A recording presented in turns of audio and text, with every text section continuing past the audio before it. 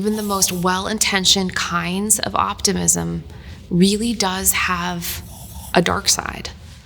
Optimism can transform into denial.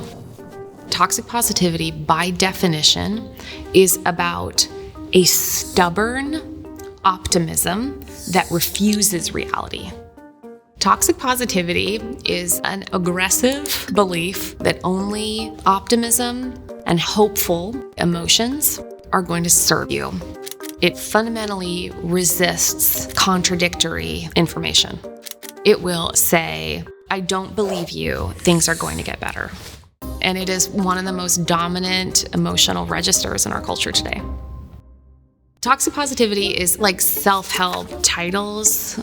Good vibes only, don't worry, be happy. When I got cancer, people often told me that everything happens for a reason. And what they meant was that I will learn important lessons that will eventually enrich my life if it doesn't kill me. But some things happen for no good reason. Sometimes in life, we have to step up to the edge of the great mystery. And in the face of mystery, we can't always say, we will know why. If we don't have a wider range than a toxic positivity, we threaten to stigmatize negative emotions and then eventually start to pathologize our own humanity.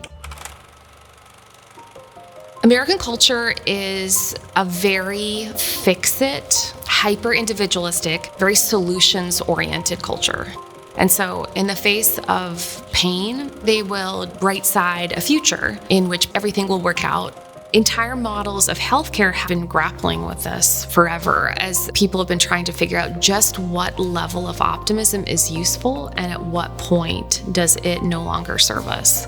Most of the best work around end-of-life patient care, like hospice, has been about moving toward comfort care and produce very loving results for patients who need to accept their own mortality. Instead of a version of heroic medicine in which suffering then becomes key for the person going through a difficult experience to demonstrate their attempt at self-mastery to conquer the pain.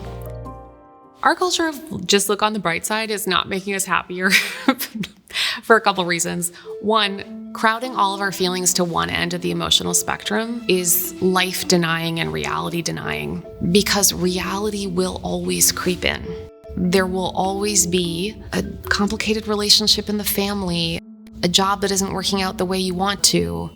The other would be because it really never addresses the social conditions that make us deeply unhappy in the first place. If you want to look at the happiest countries on earth, they're not really talking about happiness. It's more about ordinary trust that makes people feel at ease, like they don't have to scramble to secure the conditions of their belonging.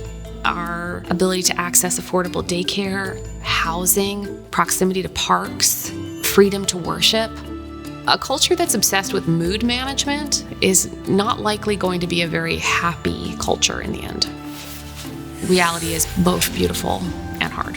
Sometimes it helps me to say, you are devastated because it was devastating. Like the faster I can name a difficult emotion and experience, the more I feel settled and like grounded in reality.